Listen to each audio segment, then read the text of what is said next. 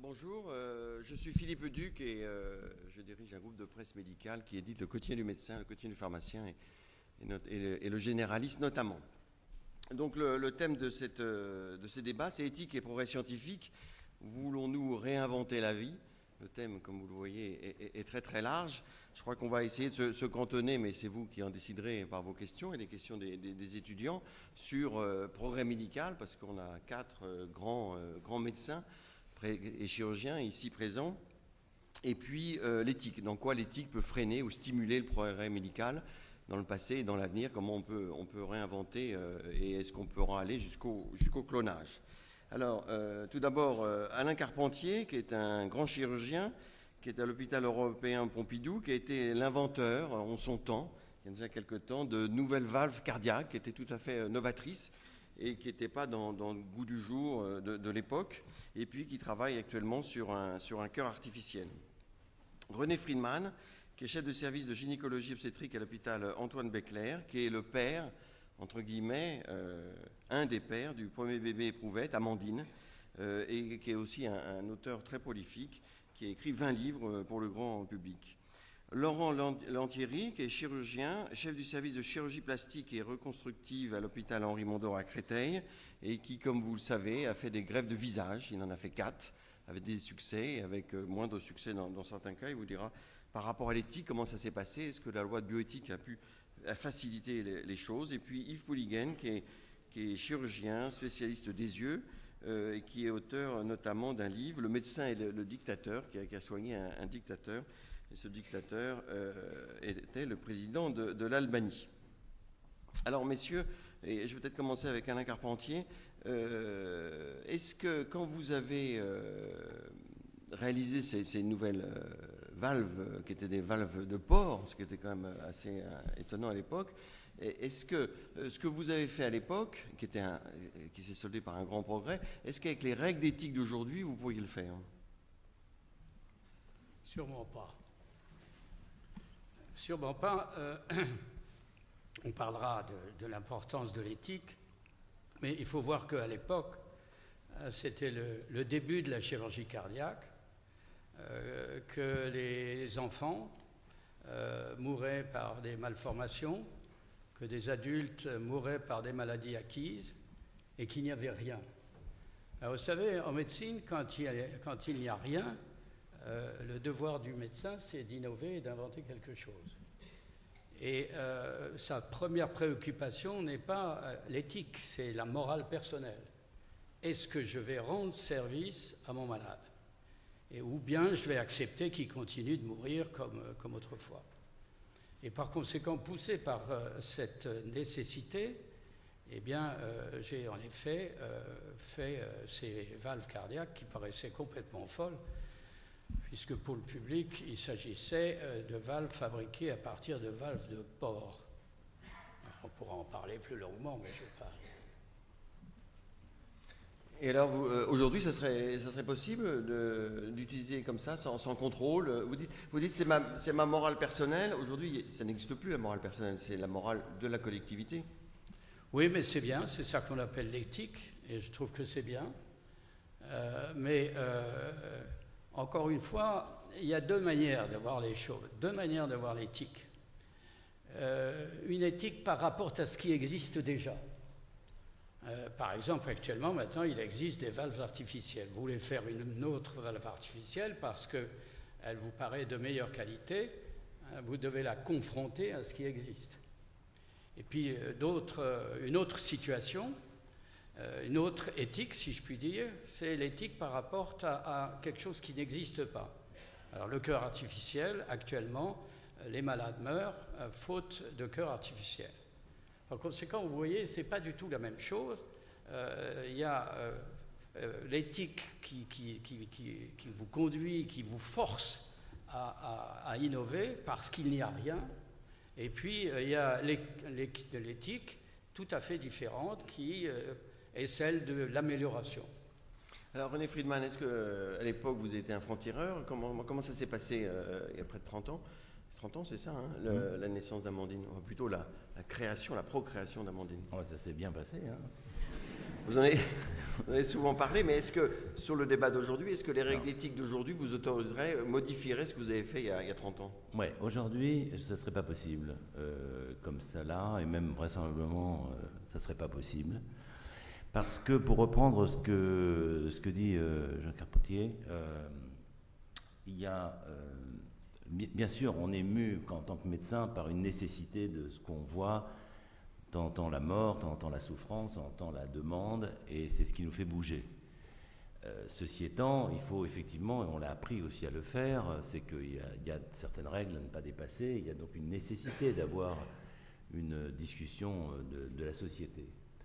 Le problème, c'est qu'actuellement, on est dans une phase, autant elle était, pour mon domaine en particulier, qui a quand même été précurseur de la création du Comité national d'éthique, par exemple. Et ensuite, on est passé de l'éthique aux lois. Et ensuite, on est passé des lois aux décrets.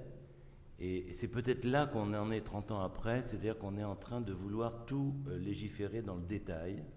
Et il y a le curseur. Alors, je vais donner tout à l'heure des exemples concrets. C'est-à-dire que la réflexion, elle doit avoir lieu, elle est même souhaitée, elle est même souhaitable. Mais par exemple, les réflexions éthiques qu'il y a dans d'autres pays n'ont pas le côté, je dirais, formel et administratif dans lequel nous sommes actuellement et qui empêche effectivement bien la création, les forces vives de se réaliser. Donc c'est très important parce que ça se voit à peine, ça se pratique quand on est dedans. Et je pense que mes confrères le ressentiront pareil. Voilà, on devrait avoir des organismes de contrôle, de sécurité éthique, qui devraient être là pour nous aider, pour aider ceux qui justement ont un petit peu la tête dans les étoiles et veulent faire avancer les choses, et non pas pour contrôler, avec un esprit comme si c'était a priori dangereux et surtout à ne pas faire. Et c'est un petit peu ça. Alors c'est difficile à rendre compte, hein, mais c'est le poids des textes, le poids des procédures. Et tout à l'heure, quand vous me redonnerez la parole, je prendrai un exemple concret aujourd'hui sur lequel, depuis 3 ans, nous ne pouvons pas avancer et qui, par contre, dans le domaine de la procréation, serait à mes yeux, en tous les cas, tout à fait bénéfique. Alors, vous allez nous dire ça tout à l'heure. On fait un petit tour de table rapide. Laurent Lantieri, vous avez défrayé la chronique, si on peut dire, parce que vous avez fait 4 greffes. 4 greffes de visage, donc évidemment, c'est à partir de donneurs, évidemment, morts. C'est pas simple, il y en a un qui est mort, un des greffés, donc c'est d'autant plus difficile. Comment, au niveau éthique, comment vous avez préparé la chose et comment aujourd'hui, quel regard vous avez? Alors, moi je suis d'une génération juste après mes pères ici. Vous dire que vous êtes plus jeune, quoi. Voilà, je suis un peu plus jeune. Et donc je suis complètement dans cette génération obligé d'accepter et de suivre strictement les lois de bioéthique qui ont été mises en place. Et ces lois de bioéthique, comme disait M. Friedman, effectivement, c'est bien d'avoir un cadre juridique, c'est bien d'avoir fait ce cadre qui nous protège et qui protège ce droit exceptionnel que nous avons, nous médecins, de faire de la recherche sur l'homme. C'est quelque chose d'assez exceptionnel qui aurait pu nous être retiré après les horreurs de ce qui s'est passé pendant la Deuxième Guerre mondiale dans les camps de la mort. Or, nous avons ce droit-là, et ce droit est protégé pour nous, comme pour les patients, par les lois de bioéthique. Le problème, c'est que derrière ces lois de bioéthique, il y a effectivement, après les lois, des décrets, des textes administratifs, et tous ces textes font ce que j'appellerais le syndrome du pont de la rivière Kwai. On fait quelque chose, mais au bout du compte, on ne sait plus pourquoi on le fait. Et on a beaucoup d'administrations sur lesquelles on se confronte, qui nous demandent des textes et des révisions de principes de protocole. Quand on écrit des protocoles, le nombre d'allers-retours entre les différentes agences que j'ai dû faire et re-rédiger en permanence à la virgule près, alors que le principe était là. Alors, heureusement, il y a eu une aide de beaucoup de médecins qui m'ont aidé, qui m'ont poussé. Mais c'est vrai que le parcours entre le moment où j'ai eu le concept et le moment où on a pu faire réaliser ces greffes 2005, 2006, 2007, il s'est passé 5-6 ans essentiellement d'administration. Administration avec votre hôpital, avec l'agence régionale d'hospitalisation, avec le comité d'éthique, c'est quoi l'administration? Parce qu'on parle toujours de l'administration avec un grand A. Alors il y a un petit peu de tout. Hein. Pour faire un protocole aujourd'hui de recherche, vous avez un comité de protection des personnes qui doit évaluer si votre recherche est éthique, si elle correspond à des critères scientifiques. Et ensuite, ça va aux différentes agences, et pour ce qui est des greffes, ça va à l'agence de la biomédecine, qui est l'agence en France qui régule le don d'organes et aussi la procréation médicalement assistée. Et il faut l'autorisation de ces agences et l'autorisation de l'agence de l'AFSAPS, qui est l'agence qui régule tout ce qui est médicaments. Le problème, c'est que ces différentes agences pensent qu'elles ont, et ces différents comités pensent qu'ils ont tous un droit par rapport aux autres et ne se parlent pas. L'AFSAPS, qui normalement ne devrait pas regarder les lettres de consentement éclairé que nous devons faire, puisque c'est le comité de protection des personnes, veut les voir quand même. L'agence veut aussi les voir. L'agence de biomédecine dit que l'AFSAPS doit faire ceci. Il y a des réunions entre... Enfin, c'est ubuesque, pour ne pas dire kafkaïen, pour pouvoir continuer. Et je dirais que c'est presque à l'aide des patients qui sont demandeurs, à l'aide de médecins qui nous soutiennent dans certains comités, et puis aussi de la presse médicale, ou de la presse grand public qui permet de faire une certaine contre-pression pour que ces différents dossiers puissent avancer. Est-ce que vous pensez que s'il y a moins d'encadrement, est-ce qu'il y aurait des dérives? Est-ce qu'il y a un risque de dérive dans votre domaine? Il y a toujours un risque de dérive, bien évidemment, mais comme le disait M. Carpentier au départ, quand même, le médecin, s'il a été correctement formé, et aujourd'hui il y a un enseignement en plus d'éthique à la faculté, pour vraiment que les gens comprennent ce que ça représente, pour que les étudiants comprennent ce que c'est que l'éthique médicale. Déjà, on est quand même à l'abri de beaucoup de choses, on est dans une société française où il y a des principes philosophiques qui sont ancrés depuis longtemps. Oui, il pourrait y avoir des dérives, mais il peut aussi y avoir des dérives. Vous avez beau faire tous les textes que vous voulez, vous aurez quand même des dérives potentielles. Yves Pouliguen, alors vous êtes un spécialiste des yeux, un grand spécialiste des yeux. Quel est votre regard alors? Vous êtes Mon regard, mon regard, j'espère qu'il est clair. Je ne l'ai pas fait exprès, je vous rassure. J'espère qu'il est toujours clair. Non, vous êtes peut-être le plus ancien, alors justement votre regard par rapport à ça. C'est vrai, mais il est toujours clair. J'ai deux réponses à votre question. La première est très spectaculaire. Si nous inventions actuellement les implants cristalliniens, ceux qui font que 500 000 Français sont opérés en moins d'une demi-heure, pratiquement sans aucune piqûre, l'anesthésie étant uniquement par instillation, et retournant chez eux quelques heures après, si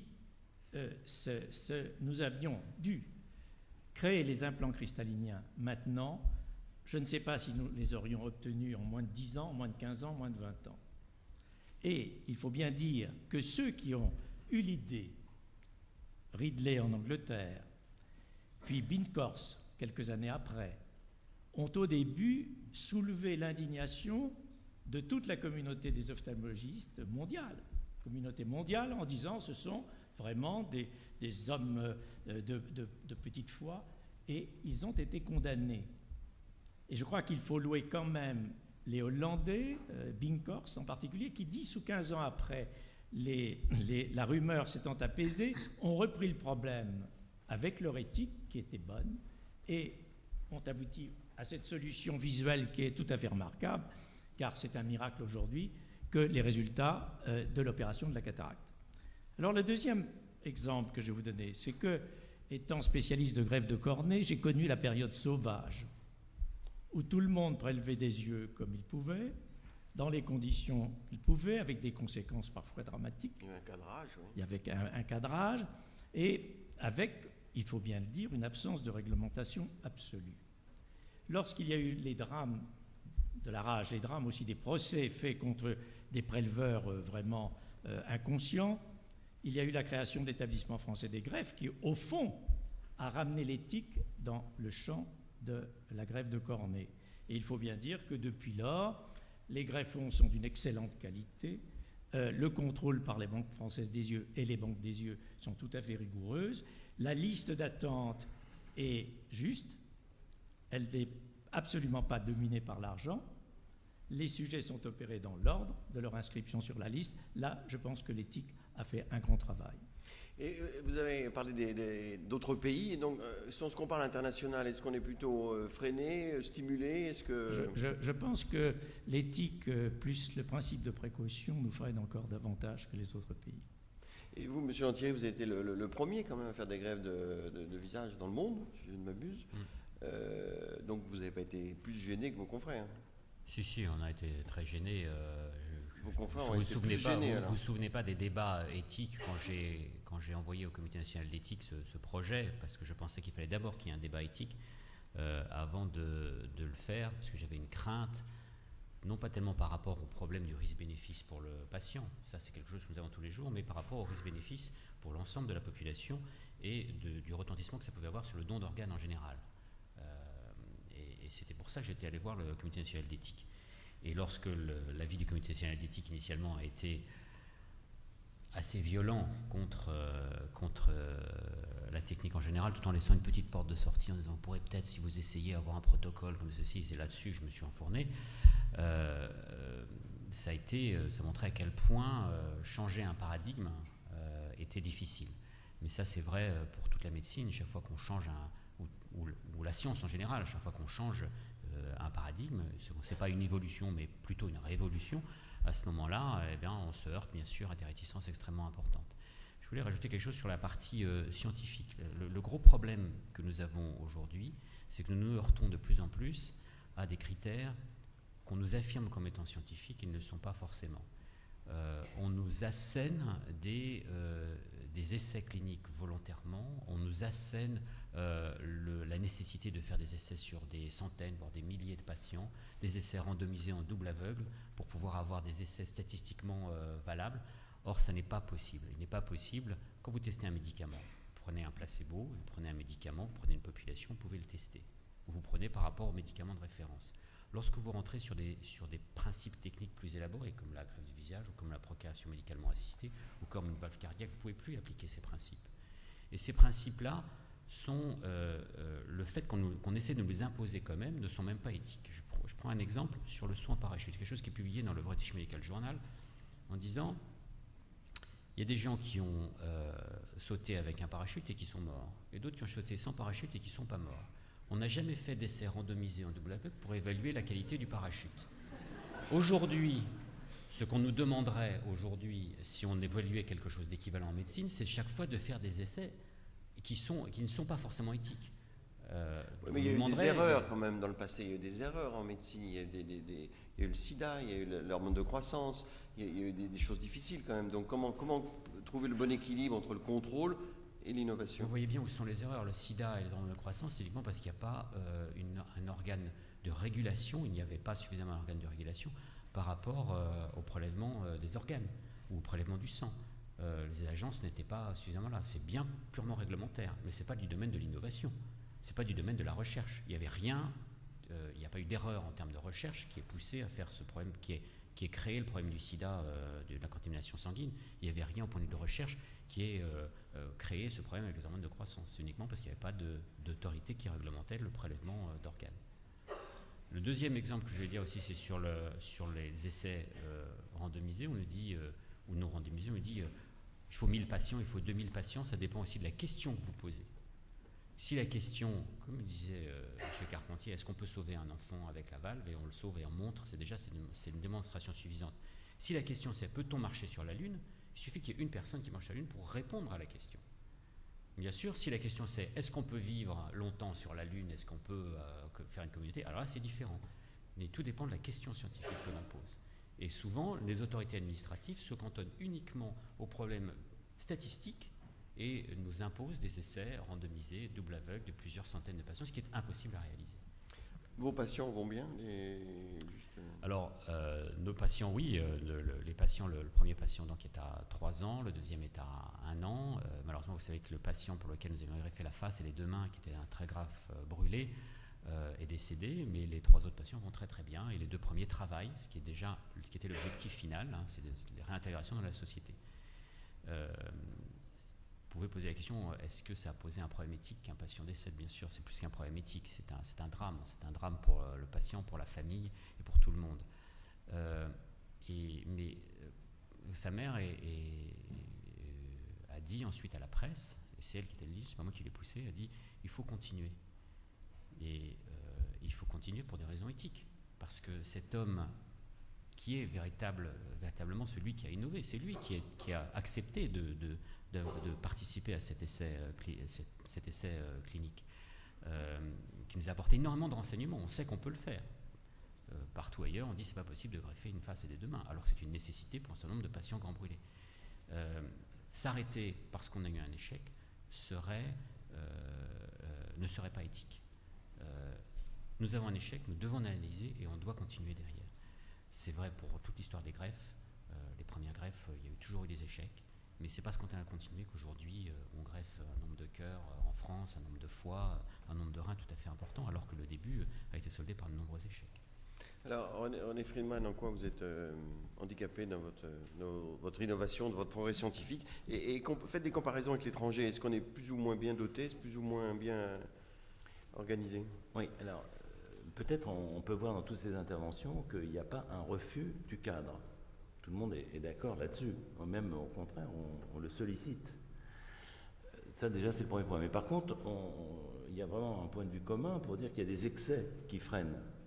Donc c'est ce point-là qu'il faut voir. Donc par rapport à ce qui se passe dans le monde sur plein de choses qui peuvent être effectivement l'exploitation de la femme par d'autres femmes ou d'autres couples, ou par rapport à la marchandisation du corps, effectivement, nous sommes dans le progrès. C'est-à-dire que nous respectons l'homme avec un grand H. Et ça, c'est une bataille qu'il faut continuer. Mais une fois qu'on a dit ça, et c'est important, on n'a pas satisfait tout le reste dont on est en train de parler, qui est un peu plus fin, un peu moins visible comme ça, surtout pour le grand public, mais qui en fait, aujourd'hui, quand vous demandez à tous les chercheurs médecins, tout le monde a le sentiment qu'on exprime, c'est-à-dire d'une pesanteur, d'une lourdeur. Donc il faut faire quelque chose. Alors, et pourtant, les lois de bioéthique ne vont pas être modifiées. Il y a oui, mais ce n'est pas tellement les lois de bioéthique, justement, parce que les grands principes, à la limite, c'est des débats de société dans lesquels nous intervenons comme les autres. Mais c'est plutôt les formulations, et je rejoins tout à fait mon collègue, quand on décrit plusieurs organismes qui sont le comité d'éthique de protection des personnes, quand on a, je dirais, l'AFSAPS pour les médicaments, quand on a la DGS, la Direction Générale de la Santé, au-dessus, et quand on a l'Agence de biomédecine. Si vous faites un projet aujourd'hui, un projet de recherche et d'innovation, je vais revenir après sur l'innovation, justement, qu'il faudrait distinguer. Vous allez passer 1 an et demi, au mieux. C'est-à-dire que vous allez faire l'un, vous vous faites retoquer une fois, puis l'autre, vous faites retoquer, puis encore l'autre, puis enfin le truc général. C'est-à-dire qu'un an et demi, vous avez l'idée, il faut déjà quelques mois pour écrire, il faut passer les différents obstacles, et puis ensuite on vous dit ok, après il faut le faire quand même. Et quand on va le faire, c'est quand même 1 an, 2 ans. Donc vous voyez, très vite entre 3 et 5 ans. Et en attendant, vous avez vos petits copains, je dirais, à côté, qui n'ont pas cette pesanteur, mais qui ont aussi des comités d'éthique et aussi des modes de fonctionnement tout à fait acceptables, qui, eux, ont déjà résolu le problème que vous vous posiez. Donc, en fait, ce qu'il faudrait, c'est que les différents organismes, d'abord, travaillent ensemble, effectivement, se parlent, et non seulement se parlent, mais se réunissent en même temps, et que chacun voit sous l'angle qui est sa spécificité, bien entendu, voir si le médicament, le milieu de culture qu'on va utiliser est tout à fait acceptable. Ça, c'est l'AFSAPS. De voir telle ou telle chose, mais les voir ensemble, pas les uns après les autres, et les uns voulant refaire ce que les autres ont fait. Donc c'est une espèce la première chose, c'est une espèce de surimpression du nombre d'organismes qui ne sont pas cohérents et coordonnés. Alors, je vais vous donner un exemple précis pour qu'on rentre dans le vif du sujet. Vous savez qu'en fécondation in vitro, dans le traitement de la stérilité, on a provoqué des ovulations pour avoir plusieurs ovocytes, et du coup, on a eu plusieurs embryons, et on a dû congeler des embryons pour laisser une opportunité à ces couples si ça ne marchait pas, de récupérer leurs embryons, ou si ça marchait, de faire le petit frère et la petite sœur. Puis pendant un temps, on a mis plus d'embryons que nécessaire, ce qui fait qu'il y a eu beaucoup de grossesses multiples. Donc c'était parce que la technique n'était pas très efficace. Donc ça, c'était un côté négatif, il a fallu corriger. Aujourd'hui, on a une technique que l'on souhaiterait que l'ensemble des 100 équipes françaises labellisées voudraient utiliser, qui est la congélation des ovules. Donc non pas, vous savez, la congélation du sperme s'est réalisée depuis 1973 par le professeur David, la congélation d'embryons donc humains depuis les années 84, et donc là, on voudrait faire la congélation d'ovules. Pourquoi faire la congélation d'ovules? Alors, ce n'est pas une lubie. C'est parce que vous avez des femmes qui sont jeunes, qui doivent bénéficier d'un traitement anticancéreux lorsqu'elles ont une telle pathologie. Ce traitement va les sauver, mais malheureusement va bousiller leurs ovaires. Donc l'idée, c'est de préserver la capacité de fertilité, d'où la congélation d'ovaires, Et là, d'ovocytes. pourquoi pas? Alors oui, ça paraît incroyable. Alors, ça paraît incroyable parce que ça, c'est le premier élément. Deuxième élément, je vais vite pour pas trop monopoliser. Si on avait une banque d'ovocytes, on pourrait avoir accès aux dons d'ovocytes dans les conditions françaises, anonymes et gratuites, et non pas envoyer les couples à l'extérieur comme ça se passe concrètement. Enfin, troisièmement, pour la fécondation in vitro elle-même, cela changerait vraisemblablement parce qu'il y a des couples qui ne souhaitent pas avoir des embryons, qui préféreraient avoir des ovocytes. C'est éthiquement pour eux, en tous les cas, plus acceptable que d'avoir des embryons dont on sait très bien la charge affective émotionnelle qu'il y a. Alors pourquoi est-ce qu'on n'y arrive pas? Pourquoi est-ce qu'on n'y arrive pas alors que là, il y a une publication qui montre que 900 enfants en Italie et dans d'autres pays sont nés après congélation d'ovocytes? Parce que justement, ce que j'évoquais, c'est-à-dire que entre les différents organismes, aucun n'arrive à prendre la décision par peur, par ce fameux principe de précaution. Parce que si par hasard il se passait quelque chose, alors la question elle est la suivante. Est-ce qu'il faut qu'en France, on attende combien? C'est pas 900, c'est 2000, c'est 5000, c'est 10 000? Ou quand est-ce qu'on aura le passage? Le fin fond de la question, et je vais terminer là-dessus, c'est que on voit bien qu'entre la recherche, qui est quelque chose de nouveau qui n'a pas été fait, je dirais, on va avoir une armature, un cadre un peu plus fort, parce qu'on est dans un domaine totalement inconnu. Et puis la pratique clinique, je veux dire, à un moment donné, ça défile. Et entre les deux, il y a une nécessité de définir un cadre qui est un cadre de l'innovation, c'est-à-dire ça a déjà été fait par d'autres, ça a déjà été approché, mais ça n'a pas été évalué par nous, enfin par les équipes qui sont concernées. Donc il y a besoin d'avoir un cadre qui soit une aide à l'innovation, et non pas un frein à l'innovation. Voilà. Et je vais passer la parole aux étudiants qui ont préparé quelques questions. On va parler du clonage, je crois, en particulier. Mais à qui appartient la décision de congélation ou non de l'ovule? Parce que c'est vrai, les spermatozoïdes sont congelés, les embryons, alors ça paraît écoutez, étonnant. Je vais vous faire la réponse. C'est la ministre, Voilà. au final, la réponse, c'est c'est que les différents organismes nous disent c'est à l'étude par les juristes. Ah, ils sont où les juristes? Et ça fait quand même quelques mois que ça dure. Hein. Donc vous ne savez pas où c'est bloqué? Bah si, on sait très bien. Non mais c'est pas écoutez, vrai. moi j'ai demandé à ce que le ministre, d'une part, et les différents organismes se réunissent et nous reçoivent